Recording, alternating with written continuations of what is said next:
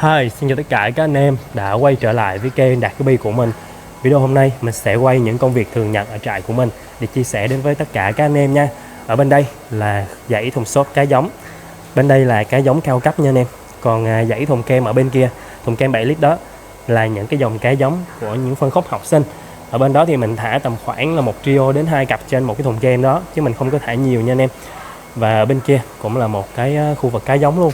Hiện tại thì cá con nó rất là nhiều rồi, mà nó đang nhốt ở trong thùng kem 7 lít nè, cũng như là trong những cái lồng nhựa như thế này, nên là mình cần phải dọn dẹp cái dàn hồ kính ở bên kia. Cái dàn hồ kính bên kia thì hôm bữa mình bán, mình xúc cá đi rồi á, nên là giờ nó cũng khá là nhiều hồ trống.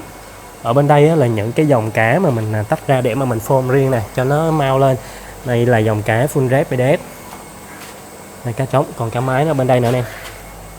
Cái bộ full red ở bên trại của mình á, thì cái bản màu của nó rất là tốt nha. Ở trên đây á, là mấy cái dòng cá lưu tomat bít-teo với lại hắc moon.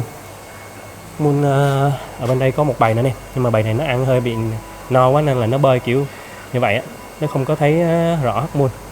Hiện tại thì dòng cá hắc moon này là cũng có những anh em ở gần mình họ gia công cho mình rồi, nên là mình đợt này trong trại mình thì đang hướng tới những cái dòng cá mới và những cái dòng cá mà tự mình lai ra nha anh em.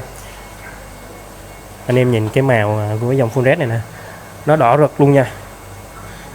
Rồi ở dưới đây là có mấy cái dòng cá Tobass Dumbo nè anh em, tay bơi của nó lên phun xanh hết đó. Còn Tobass Harmon của mình thì tay bơi nó chớm chớm hết thôi nè, chứ nó không thể nào mà nó lên phun như thế này được. Nguyên dãy dưới đây thì mình thả cái dòng cá Tobass Dumbo. Còn ở bên khay xanh này là chủ yếu là cá beta. Cá beta mình cũng đã tách keo được ra được mớ rồi anh em, cho nên mấy con này nó đang lột mèo đợt 2, trên đây nhiều cá beta lắm nha. Ở đây là có dòng cá Dumbo White nè. Dumbo White này mình hôm bữa cũng chia cho anh em vài cặp với lại tuyển cá giống, nên là trên đây nó hơi thưa đó. Còn ở bên đây là Dumbo lưng vàng, nó có được 2 hồ anh em. Cái Dumbo lưng vàng này thì hôm bữa có mấy anh em chia cho mình đó, rồi cái về nó đẻ ra như vậy đó. Rồi qua bên đây mình quay cho anh em xem. Hiện tại thì cái khu vực ở bên đây mình chưa có thời gian để dọn dẹp anh em, nên là nước nó hơi bị rút xuống chút xíu. Cái bên đây nè, mấy cái thùng kem này thì mình cũng thả những dòng cá học sinh đó, mấy con cá giống ở dưới đây, chứ thả thưa như thế này thôi anh em. Tại vì cá giống nó cần một cái không gian rộng rãi hơn một chút để nó mau căng trứng nè, cũng như là nó mau thụ tinh rồi mau sinh sản nữa ha. Ở trên đây là mấy em cá beta, nó thấy mình đi ngang cái là nó nhoi hết trơn á anh em. Thì tại mình để trong đây nó có lá bàn nữa nên là anh em hơi khó nhìn chút xíu. Mấy em cái beta này là chỉ ngắm thoáng qua thôi, chứ không có dám rút cái miếng kè này ra cho tụi nó thấy nhau nha anh em. Nó mà thấy nhau nó kè rất là dữ. Bên đây có em cá trống coi Nemo Metallic này, rất là đẹp nha.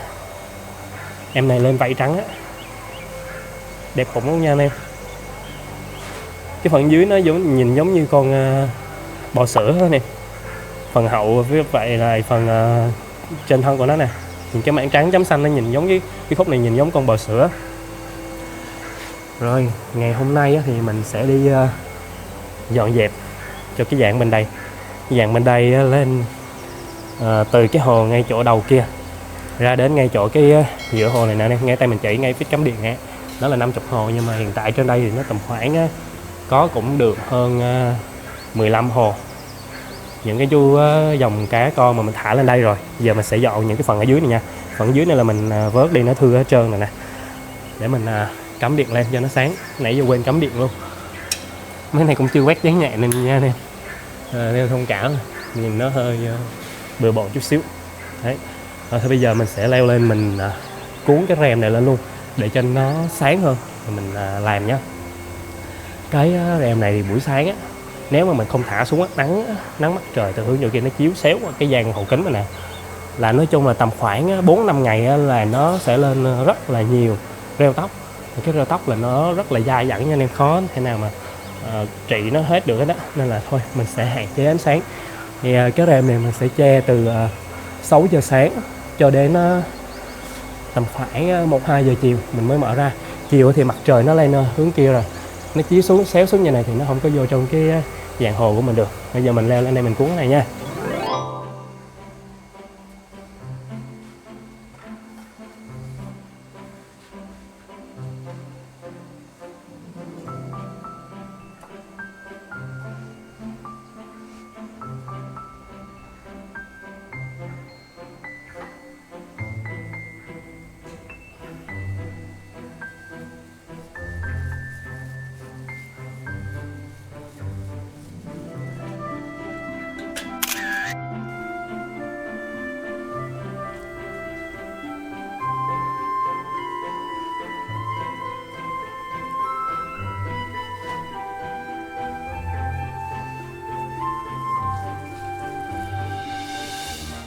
Giờ mình sẽ lấy cái ống nước này mang ra ngoài để hút cặn thì nó sẽ chảy ra nha anh em.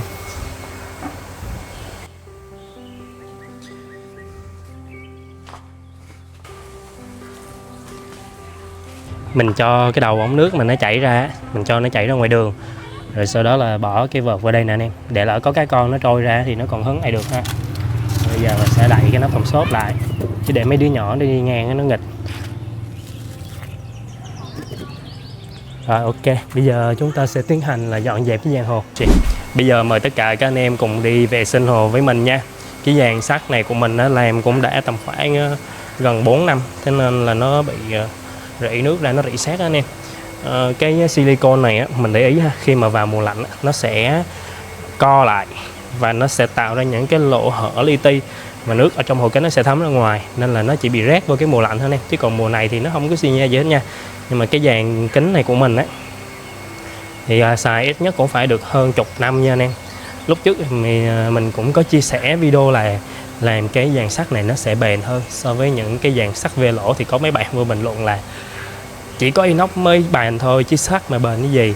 Thì thật ra nếu nói về kinh tế, làm hết trong đây tầm khoảng 300 hồ kính như thế này thì cái dàn làm bằng inox inox thì nó sẽ đắt tầm gấp 3 lần sắt nha nè. Đó, đâu có kinh phí nào mà để mà làm inox full hết được, nên là sau này có điều kiện thì mình sẽ thay thế cái dàn này bằng dàn inox.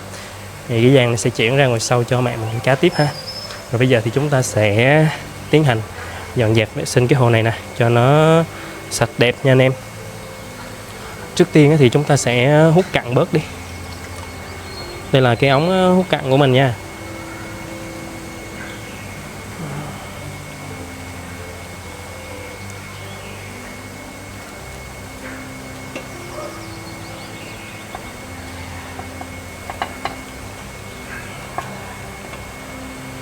Mình hút cặn này mục đích đó là chút xíu nữa mình hút nó sẽ sạch hơn, hút lại lần nữa nó sẽ sạch hơn. Với cái thứ hai là chút nữa mình giặt lọc cái nước nó không có văng ra bên ngoài.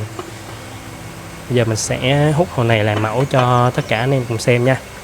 Cái cách mà mình dọn hồ thì bây giờ mình dọn hồ mình không cần nhất thiết là phải rút lọc này mang đi ra chỗ khác để giặt, như vậy nó rất là mất thời gian và mất công. Mình giặt luôn trong hồ luôn.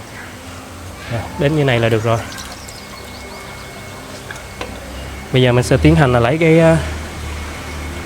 bông lọc nè, lấy luôn mấy cái trụ lọc này ra luôn.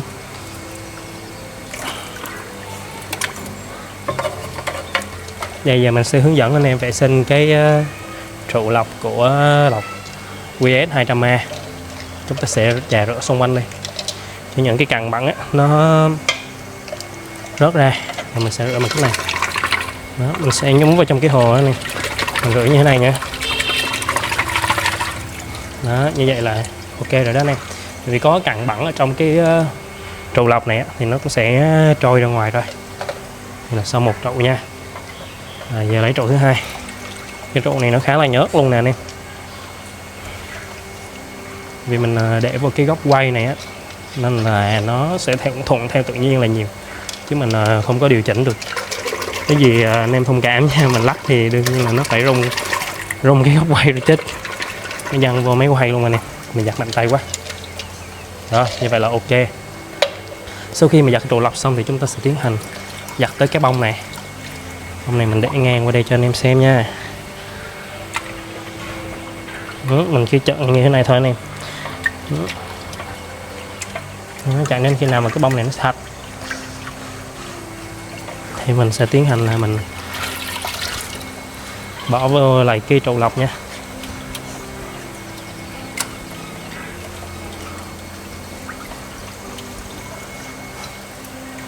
Rồi sau khi mà loay hoay này giờ nó cũng sạch rồi đó nè.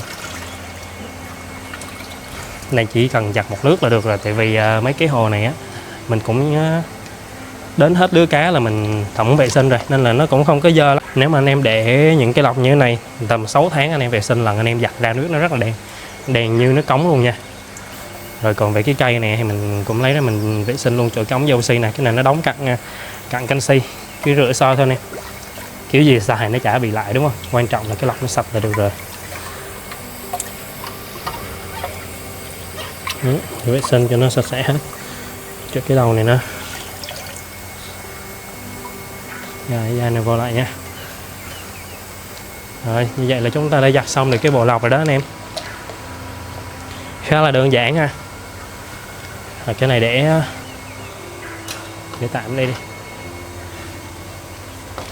Rồi bây giờ chúng ta sẽ qua chài cái hồ nè. Như cái rong này thì mình sẽ giữ lại cái phần ngon, còn cái phần mà nó già như thế này thì mình bỏ đi. Và thôi để tạm rong qua bên cái hồ con rết này. Rồi cái rong như thế này chúng ta sẽ bỏ đi nha, để đỡ đó. Rồi chà cái hồ này cho nó sạch sẽ nha.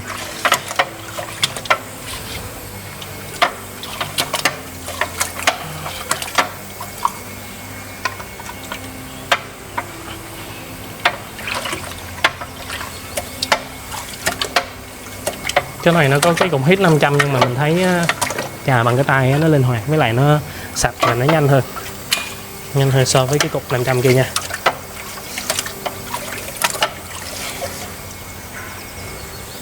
Giờ chà vô cái thành giữa này.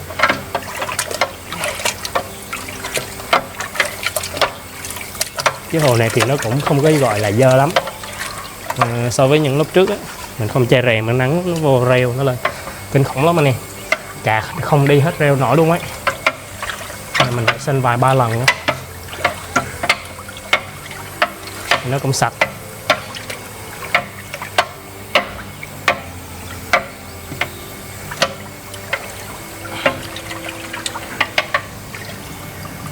Rồi sau khi mà chà hồ xong thì chúng ta sẽ tiến hành bỏ nước này đi.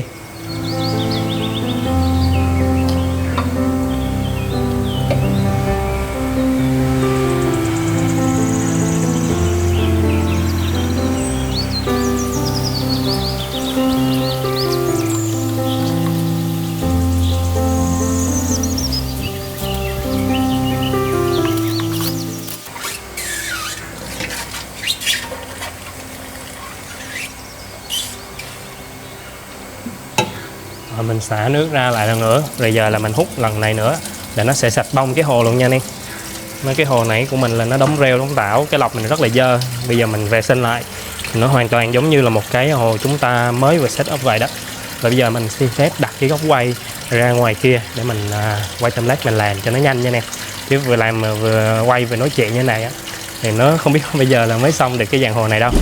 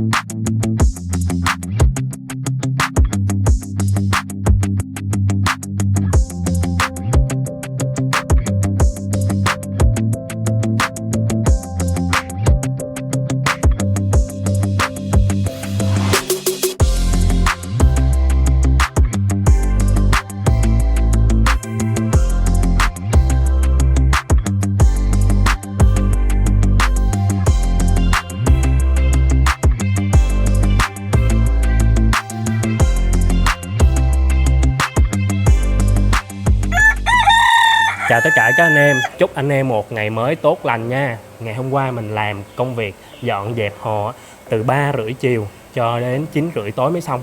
Nó quá trễ luôn nên là tối hôm qua mình cũng không có quay thêm được nữa. Và sáng ngày hôm nay mình cũng đã chuẩn bị những cái bầy cá con, mình vận chuyển qua bên chỗ khu vực giàn hồ mà mình mới dọn dẹp ngày hôm qua. Thì anh em thấy nè, trong mỗi ly này sẽ là một bầy cá con.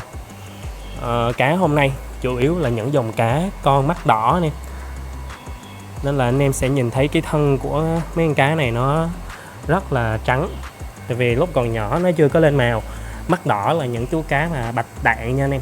Ở đây là dòng chủ yếu là dòng cá Tobas Hắc Moon với lại Tobas Dumbo cộng với lại Full Red BDS. Cá con rất là nhiều mà mình đã múc nước trong hồ này châm vô trong ly để cho cá con nó làm quen rồi. Bây giờ mình sẽ tiến hành là thả tụi nó ra nha. Chứ mình để trong ly này mà lâu quá thì cá con nó sẽ bị thiếu oxy. Anh em lưu ý khi cá con mới đẻ ra, anh em có thể để trong khay 7 lít hoặc là trong một cái hũ nó nhỏ chút xíu cũng được. Nhưng mà anh em để đỡ 2 đến 3 ngày là tối đa nha anh em. Anh em đừng có để trong đó lâu quá. Nếu để trong đó lâu á thì cá con nó sẽ không có cái chỗ để mà nó bơi, nó không thoải mái và nó stress và nó dễ bệnh. Ngay từ giai đoạn cá con nó cũng rất là dễ bệnh. Với lại những cái hồ nhỏ thì nó sẽ ít nước và cá con nó ăn xong rồi nó đi phân ra, nó thải ra thì cái nước đó nó dơ nhanh thì cá con của chúng ta sẽ mau bị bệnh nha. Ở trên đây là bầy cá của dòng cá Full Red BDS, mình có ghi ngày nè, rồi mình có đánh dấu là cái bầy này là của hồ giống số 1. Bầy này thì cũng là của hồ giống số 1 luôn ha, nhưng mà cái này là của Tobas Dumbo. Thôi bây giờ mình sẽ tiến hành thả tụi cá con này ra. Quá nhiều cá con luôn nha anh em. Nãy giờ nên nó cũng đã quen nước rồi nên là mình thả qua rất là yên tâm. Hôm qua giờ mình trữ nước á là 9 rưỡi cho 9 rưỡi tối để mình vô nước, thì đến sáng ngày hôm nay tầm khoảng 10 giờ là mình thả cá được. Tại vì cái nước này là mình xài nước giếng và mình cũng đã trữ nó ở trên cái bồn chứa nước trên cao á, mình trữ nó cũng đã được 1 ngày rồi. Bây giờ sẽ tiến hành thả để mình nhớ mình thả cho nó đúng nha anh em, chứ thả mà sai là toan luôn ấy. Cái này để mình nhớ xem. Cái này là Tobas Dumbo nè. Cái bầy này anh em thấy nó có cái ván này anh em. Trong lúc cá mẹ nó đẻ thì nó sẽ có nước ói á. Này Tobas Dumbo. Để mình nhớ xem là cái bầy này sẽ thả mấy hồ ta. Cái bầy này mình thả 1 hồ thôi. Nó hơi đông một tí xíu nhưng mà bây giờ nó cũng hết hồ rồi anh em. Hôm qua mình dọn hôm qua mình dọn cũng khá là nhiều đấy, nhưng mà sáng nay nó thiếu hồ. Vì cái dòng cá Tobas Dumbo thì anh em xem nè, nó ở trên đây như thế này, thì lớn cái size mà nó lớn thì mình sẽ lựa ra những cái con trống mà nhiễm đỏ mình bỏ đi, rồi những con cá mà tay bơi nó không có đạt chất lượng thì mình cũng bỏ đi luôn. Thế này đó là cái hồ này mai mốt nó cũng sẽ thưa đi, chứ nó không có thể dày như lúc nhỏ như thế này nha anh em. Lúc nhỏ thì anh em có thể thả dày một chút xíu vẫn không sao. Mình thả tụi nó ra. Đây lần đầu tiên được ra hồ lớn nha. Mấy cái hồ này thì mình cũng chưa có thời gian để mà bỏ rong vô, rồi từ từ mình sẽ set up, mình bỏ thêm rong, bỏ thêm ốc vô nha. Bên đây cũng là một bầy nữa nè.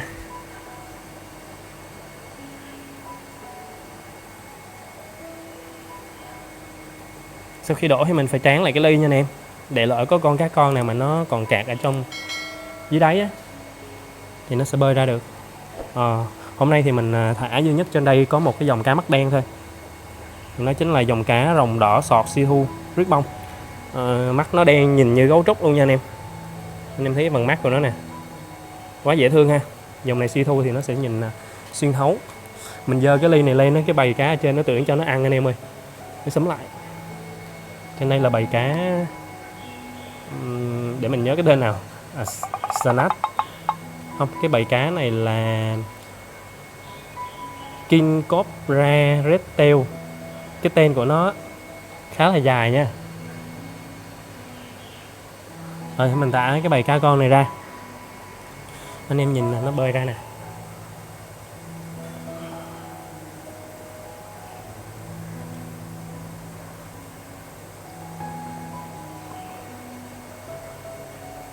Mấy em cá con này nhìn rất là dễ thương luôn. Rồi mình sẽ tiến hành thả thêm bầy cá nữa. Hôm nay thì ở trên đây có 2 bầy cá mắt đen. Đây chính là dòng cá Silverado Blue BDS Moon. Cái tên nó khá là dài nha anh em. Và bây giờ cũng nhiều dòng cá quá nên là cái tên cá mình đọc nó cũng chưa có thạo lắm. Rồi mình thả tụi nó ra luôn nha.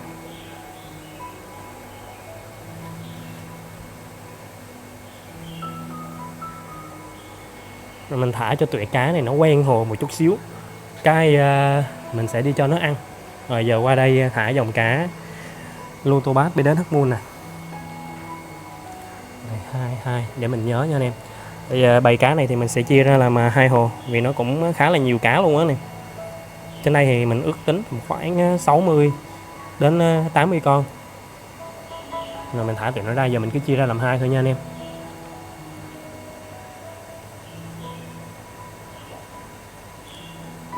Cho tụi nó bơi ra từ từ như vậy. Sau khi mà bơi ra nó sẽ tủa ra, nó bơi đủ hướng luôn. Rồi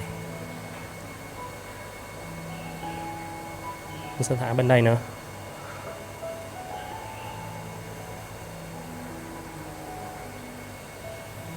Rồi ở bên đây á, là có bầy này thì nhìn nó cũng khá là thưa, thế nên là mình sẽ cho nó vô một hồ thôi. Cái thanh đèn này á mình không hiểu sao mà nó cứ bị đứt cái cọng dây rút liên tục luôn anh em. Ngay cái thanh chỗ này thôi nó đứt liên tục, mình cứ thay nó đứt, mình thay nó đứt. Mà mình thay dây rút là mình đã test về cái độ dẻo dai, cái độ cứng của nó. Mình dây rút này á, kiểu như kết hợp với đèn, cái đèn xài nó nóng thời gian hay sao á, mà dây rút nó giòn cái nó cứ đứt hoài luôn. Nên mình sẽ gắn nó lên lại nha, chứ mà nó xà xuống giật điện á.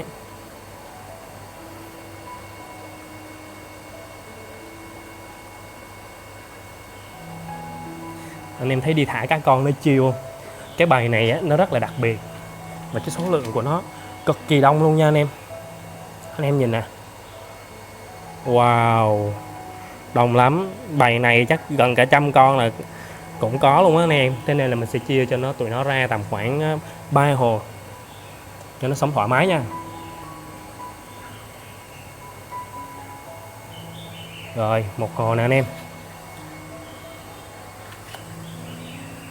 Mình sẽ canh cho nó chuẩn chứ hồ ít hồ nhiều là cái hồ nhiều nó rất là tệ luôn nha anh em. Hồ nhiều nó lên cá sẽ không đạt đâu. Ôi cái hồ này hôm qua thì mình có làm mà rớt một ít cặn ở chỗ này. Để sẽ mình lấy cái ống á, mình hút cái cặn này cho nó sạch đi rồi mình thả cá con vô nha. Chứ bây giờ một phần là nước nó cũng hơi cao nè, nên là cái hũ cá con này mình sẽ để lại đây, tí nó sẽ thả sau nha. Rồi đây là hồ tiếp theo. Hồ này cũng hơi thưa, nhưng mà tại vì là mỗi dòng mỗi cái hồ cá giống nó khác nhau, thế nên là mình sẽ thả lên cá con lên đây là mỗi cái hồ kính khác nhau nha, để mai mốt mà mình có tuyển lại giống thì mình chia cá cho anh em thì nó sẽ không có bị trùng huyết. Bài này chắc tầm khoảng 12-13 con gì anh em. Rồi bài bên đây thì nó nhiều hơn nè. Mấy em cá này là mình để trong cái thùng kem không phải tầm 3-4 bữa rồi anh em, nên là nó lên cái size nó lớn như thế này nè. Cá con anh em không được nhốt ở chỗ quá chặt nha. Anh em đừng nghĩ nó nhỏ mà mình nhốt kiểu chặt nó là sai lầm. Sau này nó lớn lên nó xấu lắm, nó không có bung mấy đâu. Body nó nhìn cũng rất là mỏng, rất là nhỏ. Vây đuôi của nó thì rất là bình thường nha. Ở đây là hồ Moon X5. Rồi cái hồ này mình sẽ chia ra làm 2 nha anh em. Cái ly này chia ra làm 2 hồ này để nó phát triển cho tốt.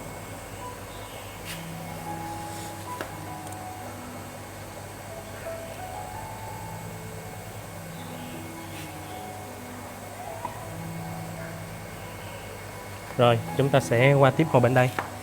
Hồ này là cái giống của hồ thứ 3 này, mình đánh dấu. Ví dụ như hồ thứ 3 mà nó đẻ ra nhiều á thì chúng ta sẽ chia ra hồ mà mình đánh dấu như thế này để sau này ghép với nó không trùng huyết nha. Số 3 mình đánh với cái dấu sao ở đây. Đó là mình biết là 2 cái hồ này là nó cùng một bầy, cùng một ba mẹ nó đẻ ra. Rồi mình sẽ thả nó ra nha. Wow, hồ này có rong nè anh em, nhìn nó chiêu hơn hẳn ha. Mình sẽ thả luôn cái qua bên đây luôn nha. Mình ngồi dưới đây nó khá là đau anh em ơi, tại vì cái tầng này nó thấp quá. Mình cũng đang cố ngồi anh em, tại vì cái chân mình á, cái ngón chân mình ngón giữa này, hôm bữa mình đi lựa cá, mình đi nôn mình tán vào trong cái dàn kệ sắt này, cái nó lệch cái ngón chân này qua một bên là nó bị gãy luôn á anh em. Mình phải bó nó về với lại cái ngón hai này để cho nó siết, nó ôm vào đây, chứ không là nó sẽ xỉu vào đây vậy nè. Mình cũng đi khám rồi, có chụp phim rồi anh em, chứ nó đau quá, mình sợ là mai mốt lỡ mà nó bị tật một cái là rất là khổ luôn nha. Vì cái chân là mình đi nhiều lắm, nó lỡ mà nó tật là mệt lắm nha. Ôi chết rồi anh em ơi, rồi mình mãi nói chuyện. Cái hồ giống 3 này mình phải chia ra làm 3, mà nãy mình chia có 2 hồ à. Hèn gì mình thấy nó đông đông, lỡ thả vào đây rồi, thôi tí nữa mình vớt các con cho nó qua bên đây nha, cho nó mau lớn. Rồi tiếp theo là chúng ta sẽ đến với dòng cá full red BDS đỏ huyết bên trái của mình. Hồ này mình chia làm 2 thôi. Rồi, một bầy này mình chia làm 2 hồ.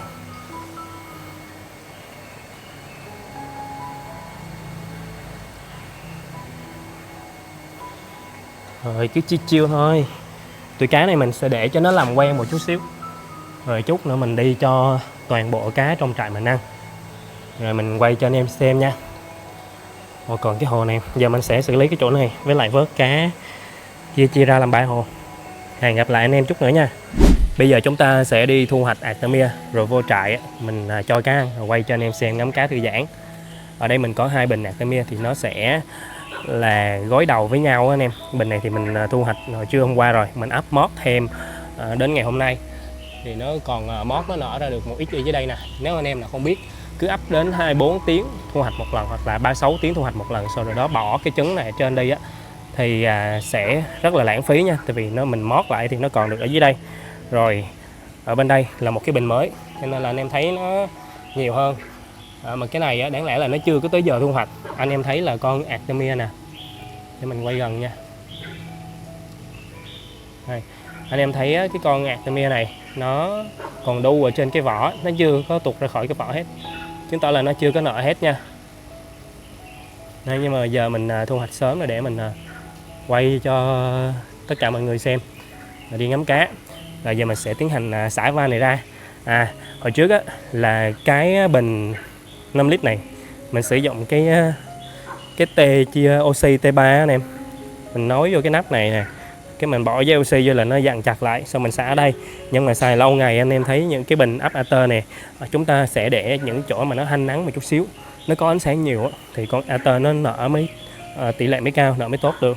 Mà khi có nắng thì nó sẽ lên cái reo, lên reo thì nó sẽ làm nghẹt cái ống này, và khi đó chúng ta xả cái con Artemia ra nó chảy rất là lâu. Hồi trước là mấy cái bình như này mà chảy ống này á, nó bị kẹt reo á, nó cũng phải là nửa tiếng á nó mới chảy hết được cái bình luôn á anh em, nó rất là lâu nha. Nên là bây giờ mình chuyển qua cái van này, bây giờ mình sẽ mở ra cho mọi người xem nó như thế nào nhé.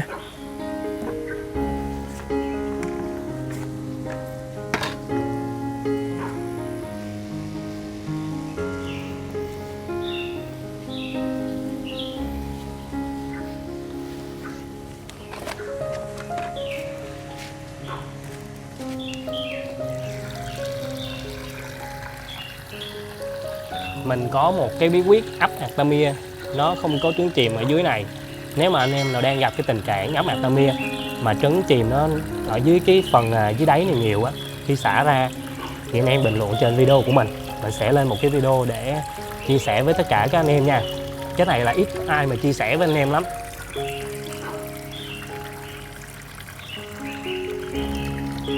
Rồi sau khi mà chúng ta đổi qua cái van nước van khóa nước 21 của bên này á, mình xả ra một cái nó chảy ào ào Ater ra luôn. Anh em chỉ tốn vài giây để xả hết Ater và nước ở bên trong ra. Cái này là Artemia mót, bữa hôm qua mình thu hoạch rồi, mình mót lại được chừng này đó nè. Anh em thấy có tiết kiệm không?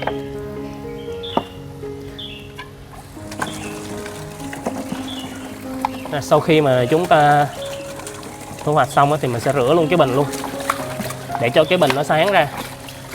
Là như này anh em thấy cái bình đó, con Artemia nó nở ra giống như có cái nước ối trong đây vậy, thì nó sẽ khá là đục.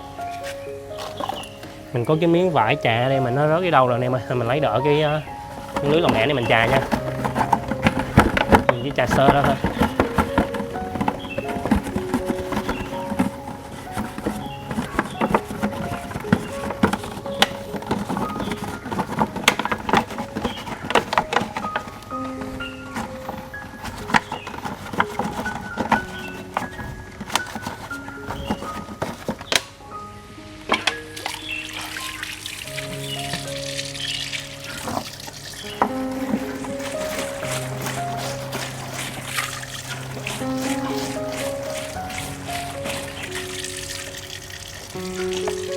Rồi giờ mình sẽ vo nước lại luôn đi, mình ấp lại một cái bình Artemia mới để ngày mai mình sẽ thu hoạch.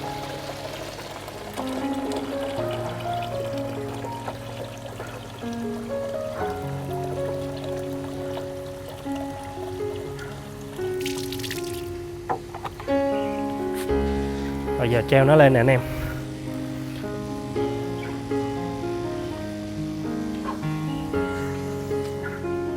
Giờ mình thu hoạch cái bình bên đây luôn. Rồi hướng dẫn anh em ấp Artemia nha. Anh em nào mới chơi cá chưa biết cách ấp Artemia thì xem cái video của mình tham khảo.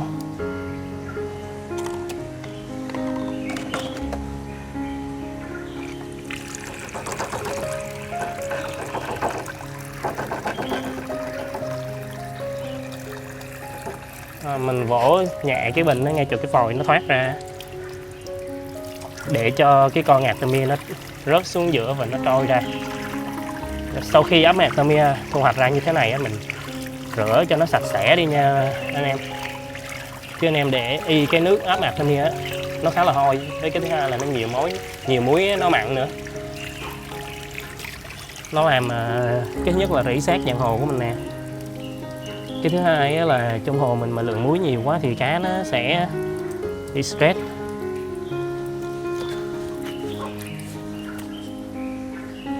Bỏ này qua đây.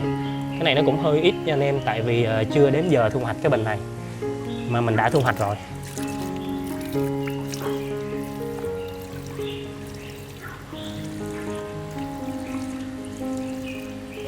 Đấy, cái đơn giản như vậy thôi anh em ơi. Ôi mà làm mà nó rớt ra đây xíu rồi.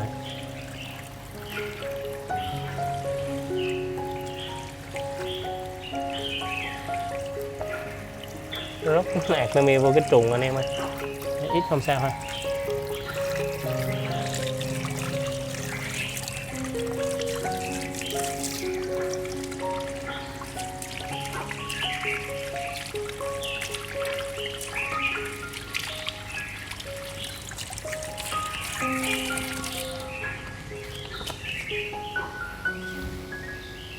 Rồi sau khi mà ấp xong mình treo vợt lên đây. Cái trứng hồi nãy một số cái trứng mình nó đang nở là ở vỏ nè anh em, nó bị văng lên trên thành đó. Thì bây giờ mình sẽ hút nước, mình xịt cho cái trứng nó rớt xuống nha, để tiết kiệm hết mức có thể luôn.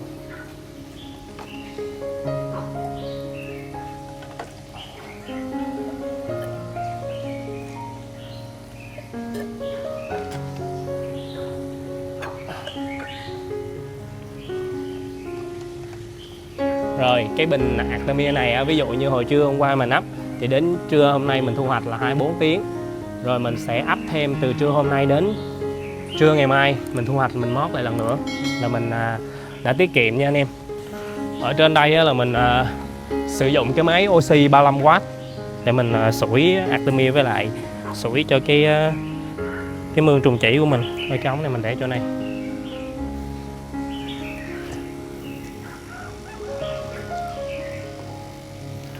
Rồi sau đó là mình bỏ cái dây oxy vô lại nè, bỏ vô cái bình mới nha. Rồi mình cũ.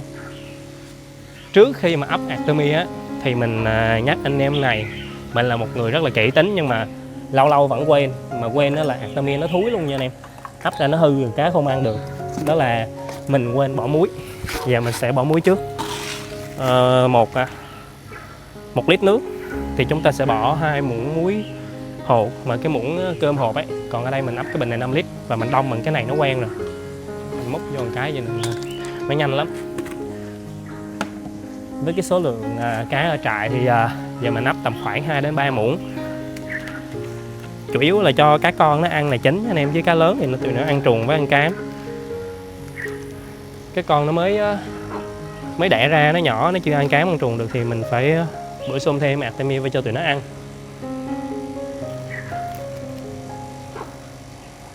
Rồi đến trưa mai là thu hoạch. Đó, nó cứ xoay vòng như vậy. Và mình chia sẻ thêm một cái nữa là mấy cái lượng mà oxy nó thổi mạnh nhẹ, cái mức mạnh nhẹ thì anh em chỉnh nó mức vừa phải. Mình chỉnh cái này xong,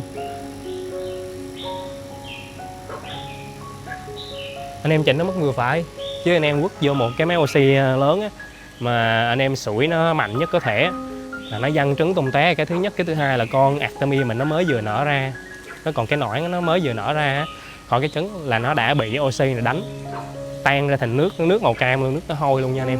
Nên mình để cái oxy mức độ vừa phải thôi, đừng có để yếu quá. Nếu mà yếu quá thì cái tỷ lệ nở con Artemia nó sẽ bị gặm đi. Rồi sau khi như vậy thì mình đã xong, bây giờ vô cho cá ăn. Mình sẽ lấy thêm ít nước cho vô đây cho nó đầy lên nha anh em, chứ Artemia dưới này nó cũng khá là đặc đó. Rồi mình ra cái hồ ngoài đây mình cho tụi nó ăn nha, sợ đổ Artemia quá đi. Rồi để như này, sao nó hồng hên gì ta, ghê quá. Ở đây là mấy chú cá bảy màu giống nhưng mà phân khúc học sinh thôi. Cái này là, để mình nhớ xem dòng này dòng gì ta, dòng này là Moscow á anh em. Con này là Dark Blue nè. Này cá con của cái con Ballon Red. Còn có con cá muống của mẹ mình á, nó nhảy xuống dưới đây, nó ở chung với mấy con cá bảy màu luôn, anh em thấy không? Con cá muống đỏ nè. Cái hồ của nó là ở trên đây. Ôi, mà nó nhảy xuống dưới này nó ở. May là có cái hồ này chứ không là hẻo rồi. Cái hồ này mình chưa có thả. Thế anh em ơi, con này nó ở đâu mà nó nhảy qua đây vậy ta? Con này ở đâu rồi, cái bụng bầu to nè. Là mấy con cá này mình cũng mới tuyển á anh em. Thế này đó là nó còn lạ chỗ, có con nó sẽ nhảy, nhưng mà một khi nó đã quen rồi thì như mấy con này nó quen rồi anh em. Mấy con Platinum này nó quen, nó sẽ ở mãi trong hồ thôi, nó không có nhảy lung tung đâu. Thì coi tí nữa vớt qua lại, chứ không là nó lai á. Rồi cái con này sao mà nó hẻo rồi. Cái con này hôm bữa là cái con Blue Green BDH Moon nữa, nhưng mà con máy nó già quá rồi hay sao á anh em. Cái tí nữa mình dọn luôn cái hồ đó nha. Là view coi Soxy nè, con Phun Red Swallow. Hôm bữa đẻ xong cái nó ốm như thế này luôn anh em, bớt sót con cá con nó lớn như vậy rồi, nó lên màu đuôi nha. Rồi bên đây là dòng cá Dumbo White. Dòng này đẹp lắm nha anh em, nhìn nó rất là ảo ma luôn, nuôi với cái nền trắng á, nền trắng tinh đó. Mình quay á, mình thấy giống như là chỉ có bơi hai cái tay bơi thôi, không thấy cái đuôi nữa. Này là nền reo anh em, dễ nhìn hơn bên đây nè. Ở bên này là nó trắng hơn. Mấy em cá này dễ thương lắm. Ô, con này mình chưa cho ăn nè, để bơm cho tụi nó miếng. Mấy em này là dòng cá Tiger Yellow King Cobra á, nó có gen Swallow. Đang sau cái bầy này đẻ ra không có bắn tia đuôi ở cá mái anh em mà. Rồi qua bên đây mình quay cho anh em xem tiếp nha. Đây là cái dàn cá muống của mẹ mình á, nó trôi Artemia ra rồi. Cá muống này á, nó vậy chứ nó cũng hay bệnh nha anh em. Nó là mẹ mình phải chuẩn bị nước lá bàn cho nó khỏe hơn cá bảy màu chút xíu thôi.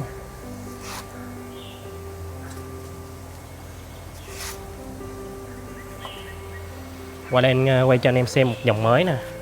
Mấy cái lồng đẻ bằng lưới của mình mẹ mình lấy rồi, giờ mình cho cá nó đẻ bằng cái này. Đợi mình xíu mình lấy cái keo sôi cho anh em xem này nha. Đây là một trong những cái dòng cá mới mà mình mới lai ra nha anh em. Con này thì mình lai giữa dòng rồng với lại dòng Snout Leopard thì nó cho ra được một con báo hồng kiểu như thế này. Cái màu này nhìn nó rất là nghệ, rất là dễ thương nha anh em. Guppy thì nó rất ít màu hồng, nhưng mà con này ra màu hồng thì mình thấy khá là vui. Mình đang cho nó đẻ thêm á, để xem là mai mốt đây con nó ra sẽ như thế nào, rồi sau đó mình sẽ cải thiện lại cái vây đuôi của nó. Cái này là nó có gen của con Snout Leopard, nhưng mà chắc chắn á, mình cải thiện thêm một thời gian nữa thì cái đuôi nó sẽ lên chuẩn đuôi, chuẩn D và chuẩn D móc nha. Đây là mấy em cá Lutobass Hắc Moon của mình nha.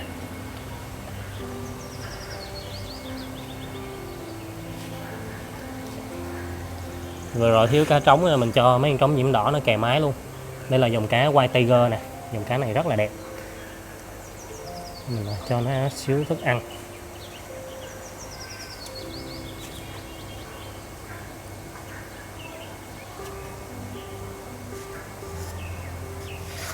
Ở đây là dòng cá rồng xanh, vừa rồi cũng thiếu trống luôn, cái mình bỏ luôn mấy con trống mà nhiễm đỏ vô. Ở đây là dòng cá bê rồng lửa. Dòng này thì mình thấy con mái này bụng khá là to nên nó có bầu này nha anh em. Cái dòng này là vây BDS đuôi Hắc Moon rất là đẹp, nhưng mà vừa rồi sửa nhà mình thả tụi nó ở trong một cái hồ nó hơi dơ chút xíu, rồi nước nó cũng tự rút luôn anh em. Nói chung là cái môi trường nó không có tốt để cho cá nó phát triển, thì tụi này nó đã bị hư vây đuôi rồi, nên là mình để lại làm giống luôn.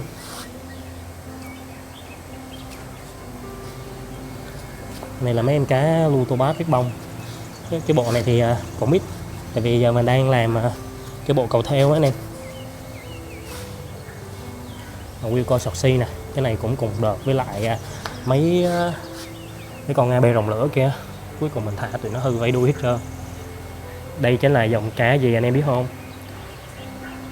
Chính là dòng cá Dumbo Redtail Super Short Big Air. Đó, còn tơ mà cái tay bơi nó ra đã quá anh em ơi.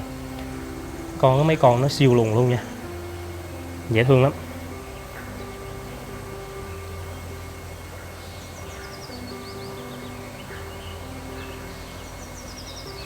Rồi ok, thôi ngắm tí mình đi tiếp nha anh em. Vì video ngày hôm nay mình sẽ quay cho anh em xem rất là nhiều dòng. Đây chính là dòng cá rồng đỏ của mình. Rồng đỏ này bộ ngày xưa đó anh em, mà giờ nó chưa có bày cá con nào lại hết. Cũng có mấy khách dặn rồi, vì nó là cái dòng cá rồng đỏ huyền thoại. Mấy bộ sau thì mình cũng có vây đuôi nó đẹp hơn, nhưng mà cái màu của nó thâm thâm nha anh em. Nó kiểu đỏ bầm, nó không có tươi á, nhìn nó không có đã. Em cá Lutobass này nên em thấy cái tay bơi nó dễ sợ không? Cái bộ này thì tay bơi nó, cái bảng nó không có to nhưng mà nó dài, nhìn nó bơi lả lướt lắm. Còn cái bộ cầu thêu của mình á, tay bơi nó là gọi là cuồn cuộn luôn nha anh em, như một cái cơ bắp cuồn cuộn vậy, nhìn rất là đã.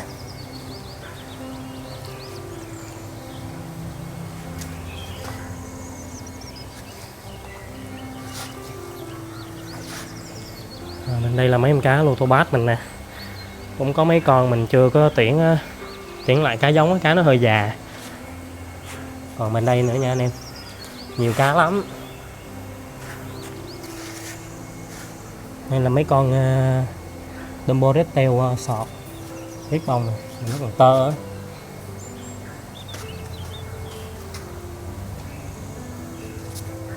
Platinum Roll siêu nhiều luôn. Đây là mấy em cá Panda riết bông nha. Ui, cái hồ siêu này có một em mái bầu rất là to luôn. Thế mình sẽ bỏ thêm lồng đẻ vào đây. Có đẻ chưa ta? Rồi chưa đẻ. Mình thấy cái đen đen kia tưởng là con cá con. Dòng đó là Silverado Blue BDS Hắc Moon. Bên đây cũng có một hồ nè. Hồ này thì mình mới thu hoạch cá con rồi. Ở đây là White Tiger mà loại thường thôi, loại này thì chỉ có 100k trên cặp thôi. Loại xịn hồi nãy anh em xem thì nó là 300. Cái cá này bầu nó to rồi nè. Mình xem mình sẽ tách đẻ nha. Bên đây là mình có hồ cá giống của dòng cá Full Red BDS đỏ huyết. Mấy em cá trống này thì nó cũng khá là già này nha anh em. Anh em thấy nó bơi hơi chóc chóc người lên á. một em cá mái đang có bầu. Rồi ở đây là dòng cá Rotobass Dumbo nè.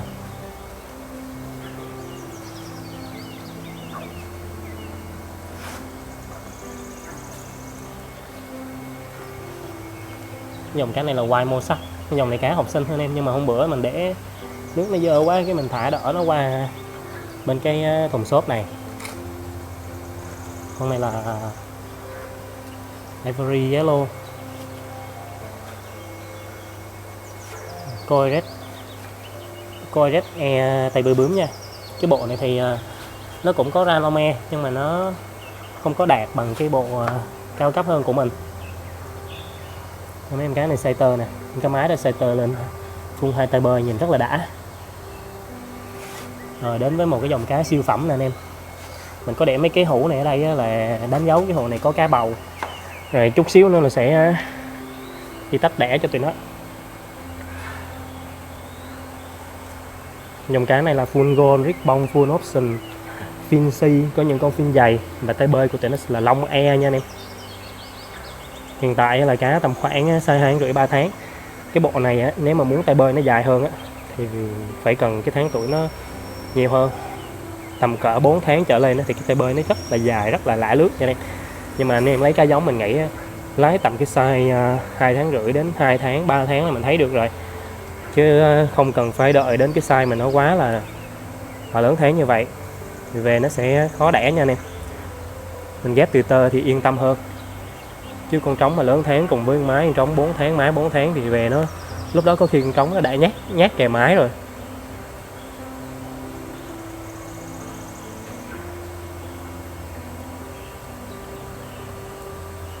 Bộ này là top của Fingold rồi. Mình thấy bộ này chỉ có vài người có thôi. Bữa thì ông anh kia ông chia cho mình.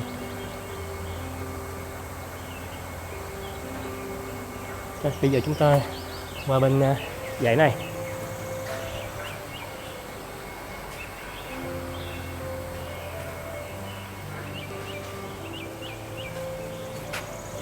Đây cũng là một hồ cá full red giống của mình nè. Hồ này nó lên tảo nâu quá anh em, mà nó phun cái hồ luôn.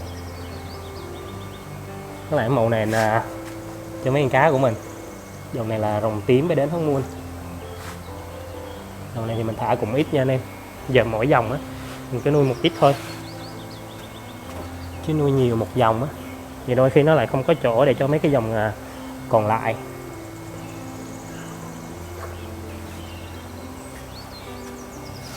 Albino Red Rose. Dòng này nó cũng hơi khó đẻ nha anh em. Chỉ có cái con Will Red Rose này là nó dễ đẻ thôi. Will Red Rose này đến ngày đến tháng là tự nó đẻ nha.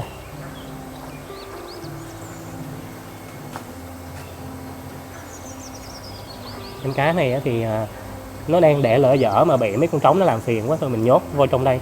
Con trống nó cái dí mái nó kè xúc à. Đây là dòng cá rồng đỏ sọt siêu thu ribbon. Rồi ở bên đây là chỗ này có bầy cá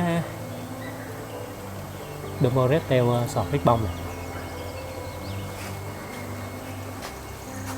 Đây có một bầy co red nhưng mà mình hết cá trống rồi. Cái này chỉ có cá mái thôi. Cái này nó đang nhú tay, nó đang lên tay bơi. Còn này là dòng cá full gold ribbon lông e đó, mà mình thả để hơi thưa để chuẩn bị rồi mình thả qua bên mấy cái khay vàng bên kia nha anh em. Rồi mà anh em qua đây ngắm cá tiếp với mình nè. Cái dòng cá này mình rất là thích luôn nha anh em. Cho nó xíu xíu thôi chứ ăn nhiều quá mình sợ. Có 4 con à. Đây chính là dòng cá White Tiger. Này là một cái bộ cao cấp nha anh em. Cái bộ này nó sẽ ra cái màu trắng tinh như thế này.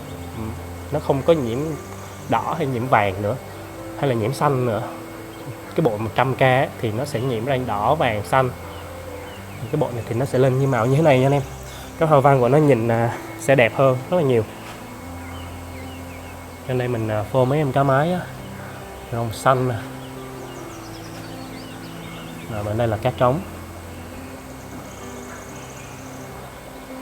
Màu xanh cái hoa văn của nó nhìn cũng đã lắm anh em.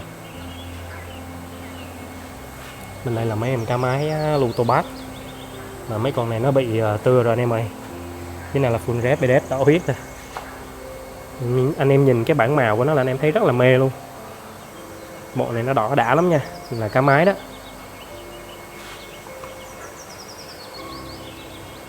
Rồi, ở dưới đây á, là mình có dòng cá Numbo Tobass nè. Mấy thằng này nó đang thèm mái sao mà nó dí nhau luôn kìa anh em.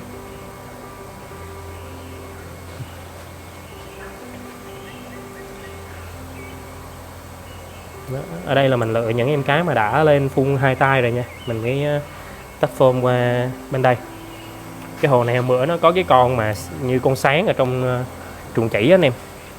Cái mình để cạn nước luôn, mình quăng muối hột vô chắc nó hẻo hết rồi đó. Để rồi dọn dẹp cái hồ này lại. Đây là cá trống con rét. Để nó lại nó ăn rồi mình quay cho anh em xem nha.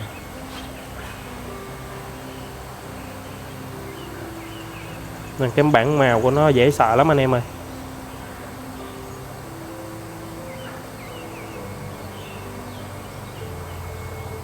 Bên đây nó chưa thấy đồ ăn. Ồ, bên đây mình phone có 3 con nè. Là cá mái nè. Anh em thông cảm nha, hiện tại cái chân mình đau quá, mình không có ngồi xuống đứng lên quay cho anh em xem được. Ngay chỗ cái ngón chân đó nó bị gãy đó anh em.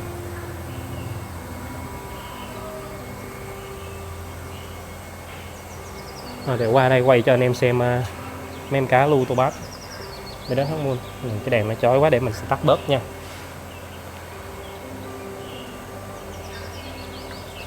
Cái này bầy tơ thôi nha anh em.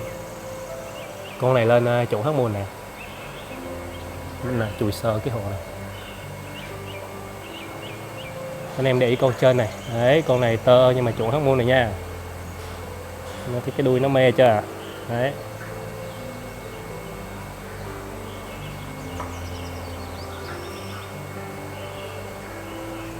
Rồi bên đây cũng có. Bên đây thì mình chưa thấy nó lên nha anh em. Thật ra thì cái này nó cũng là một bầy đó.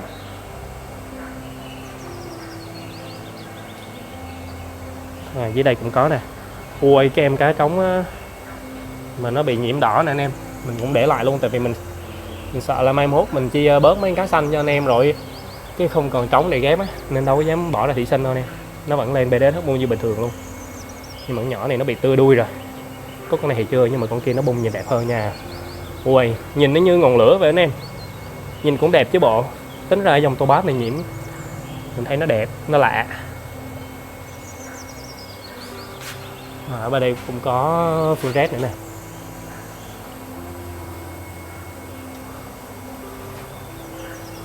Là tụi nó ăn rồi quay cho anh em xem. Con này body nó với lại vây đuôi nó dày dặn dễ sợ luôn anh em. Cái bản màu tụi này rất là mê. Cá trên cái hồ kính này thì dao động từ 150 đến 250 nha anh em. Anh em cần tuyển giống cái dòng full red thì liên hệ cho Đạt. Mình bài bên này nó nhỏ hơn. Ở dưới đây vẫn là mấy em cá Dumbo Tobass thôi. Những tay bơi đó nè anh em. Mình rất là mượt nha. Rồi mình chưa lấy nét được.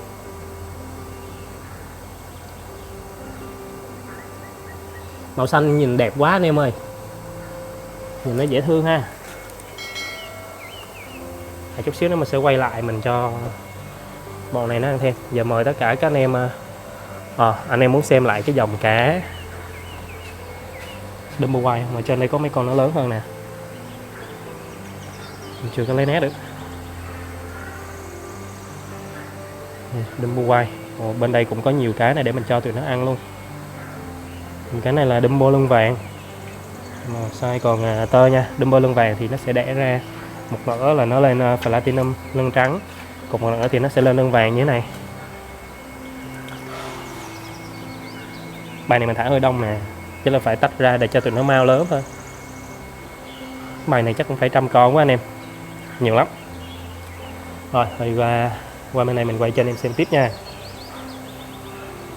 Mấy em cá beta mà. Beta này mình tách ra rồi. Cá đẹp nó nằm ở bên mấy cái hũ phôm đó hết rồi nè anh em. Đấy. Bây giờ mình sẽ đi cho tụi cá con này ăn. Chứ hôm bữa hôm qua mình tách lên thì mình cũng chưa cho nó ăn đấy. Dòng này là Ivory Yellow. Dòng này là Full Red Swallow nha anh em, chứ nó không phải là BD.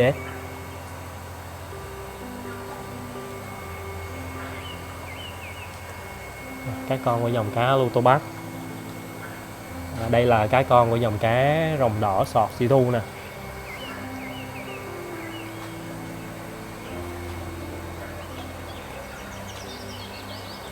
Bài này thì được tầm khoảng tuần tuổi rồi nha anh em. Mình quay mấy cái hồ dưới đây cho anh em xem luôn. Mấy hồ ở dưới đây là mình mới thả nè, cá con chút xíu thôi.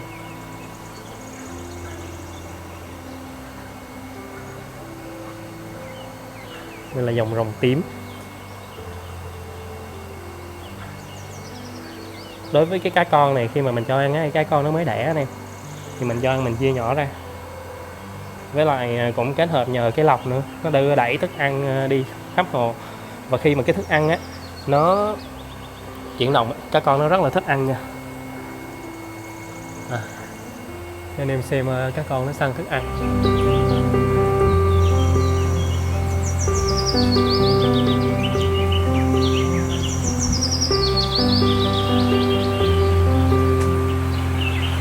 Này, cá con nó thấy thức ăn nó rất là vui luôn. Mình nó bơi đi nó săn, nó tìm thức ăn nó ăn.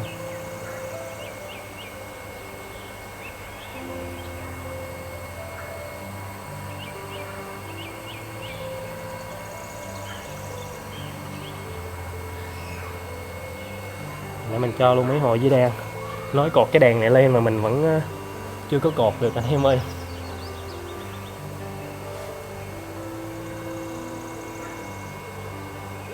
Mình rải với như thế này nè. Cái con thì anh em bơm một cái lượng thức ăn vô vừa đủ thôi, đừng nhiều quá nha. Nhiều quá là rất là dễ bị do nước, rồi cái tụi cá con nó bị tấm đuôi kim á, thì xem như là rất là khó cứu chữa.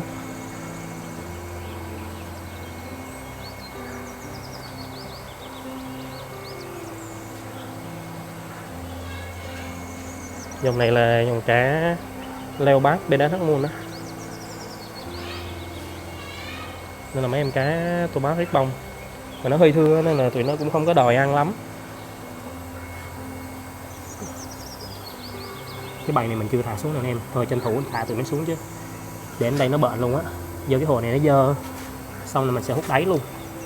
Trưa đi vô cái mình quên dọn mất tiêu, để tụi nó ở chỗ chặt quá.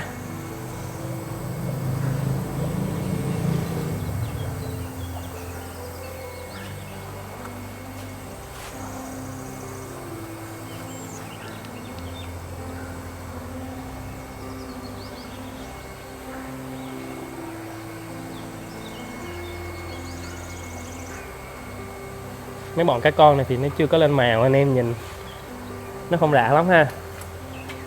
Mình xem ở trên đây, mấy em cá lên màu rồi nè. Mà giờ mình đưa lên là nó bơi lên, mình đưa xuống là nó bơi xuống nè anh em.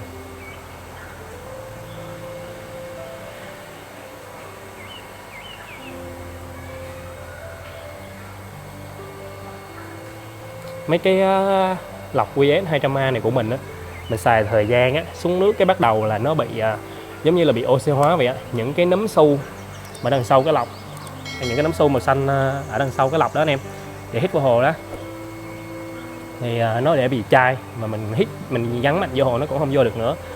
Vừa rồi mình hỏi mấy cái shop mà bán phụ kiện của cái lọc QS này nè, thì một cái cột su đó anh em biết nó bao nhiêu tiền không? Một cái cột su hít đó là nó là 15k. Một cái lọc thì nó phải cần 2 cái cột su hít đó. Một cái lọc là phải tốn hết 30k để thay 2 cột su hít đó. Mình thấy nó quá là đắt, thế nên là mình cứ để cho cái lọc nó nghiêng ngã vậy đó anh em, thì nơi cái lọc nó vẫn hoạt động tốt thôi, không có vấn đề gì.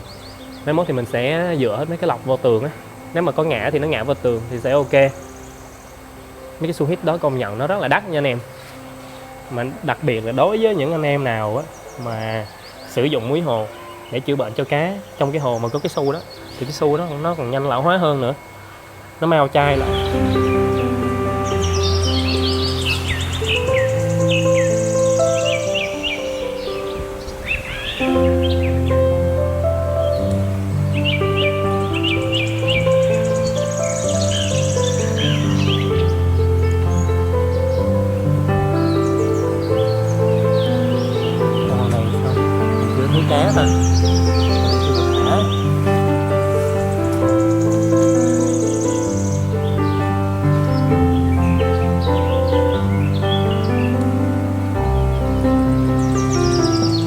cho tụi này ăn nha anh em.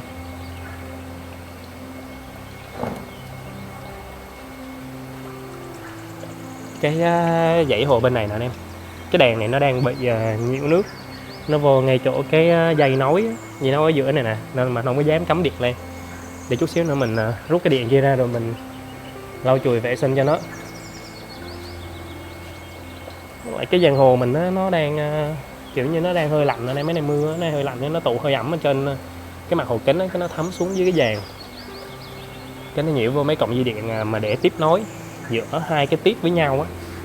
Nè, cái cọng dây điện như thế này nè, nếu mà nước nhỏ vào đây lâu ngày á, thì nó sẽ bị chạm chỗ này, sẽ thấy dây đó. Thì trên cái dàn này nó cũng đang bị chạm nữa. Mình chưa sửa nên chưa có bật nha anh em.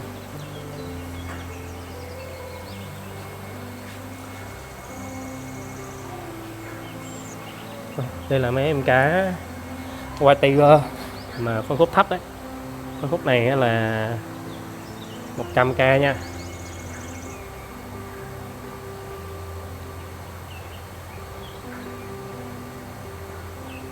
Nó nhìn bọn này cũng long lanh với bọn em ha, nhìn rất là đẹp, em trống giữa màn hình nè. Cái bộ này là bộ gốc mà nhập từ Indo về, còn cái bộ mà trắng tinh mà không nhiễm kia là nó đã được lai tạo ra rồi, nó thuần rồi, nó không có còn bị nhiễm màu nữa nha anh em. Trong đây có mấy con nhiễm đỏ là mình vớt gửi đi cá thủy sinh cho anh em rồi.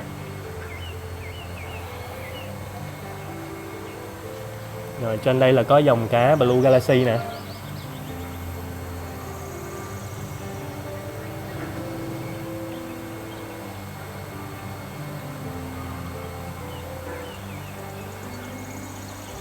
Dòng cá này cũng rất là đẹp nha anh em.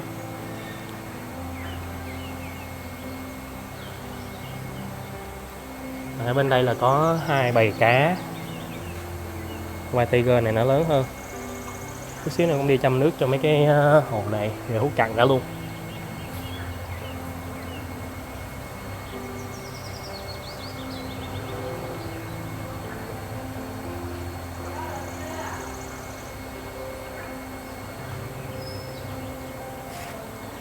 Cái bộ 100k này á, anh em nuôi ở trong cái nền trắng nó sẽ lên đẹp hơn nha, chứ anh em nuôi nền đen là nó sẽ hơi qua màu ánh xanh đó.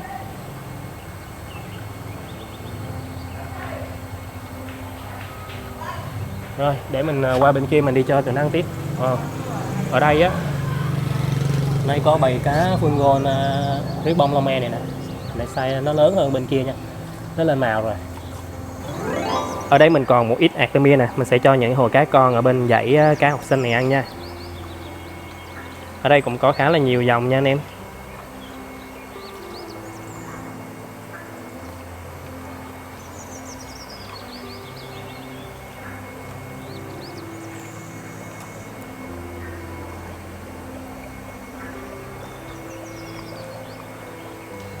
Dùng cái này là Red Antler.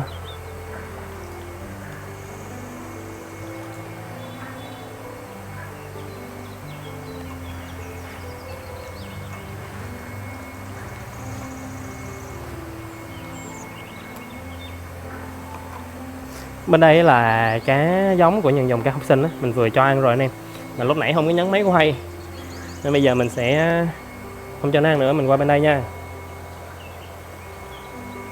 Cái thang này nó hơi khó đi qua chút xíu.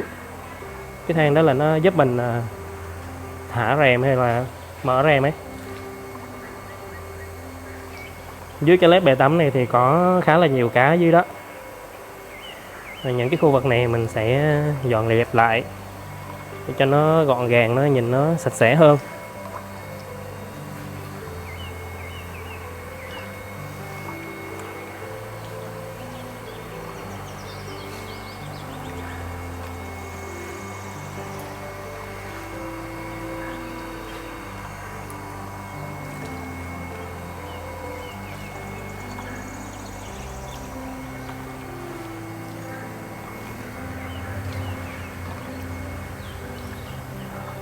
Vài bữa nữa thì bên những cái khu này mình thả khá là nhiều dòng cá khác nhau nên là mình sẽ không nhớ hết được chỗ nào là của dòng nào, nó sẽ là ngẫu nhiên nên là mình làm cái tên cá này, mình dán băng keo lại cái mình thả vô trong nước luôn. Mấy cái thùng xốp này anh em dán ở bên ngoài nó không có được nha, tại vì nó rỉ nước ra, rồi cuối cùng ở mấy cái thùng nó cũng làm mờ đi cái chữ tên cá mình viết nè, rồi sau này rất là dễ lẫn lộn dòng này qua dòng kia.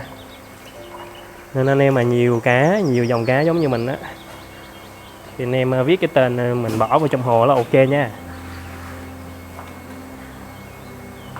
Rồi qua đây mình cho mấy hồ này ăn nữa.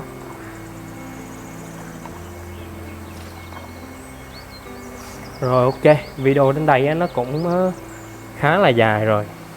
Mình xin phép kết thúc video ở đây để đi chăm sóc tụi cá còn lại ở trại. Nếu anh em thấy video này hay thì hãy nhấn một cái nút like để ủng hộ mình, và nhớ đăng ký kênh để theo dõi những video sau nha. Bye bye tất cả các anh em.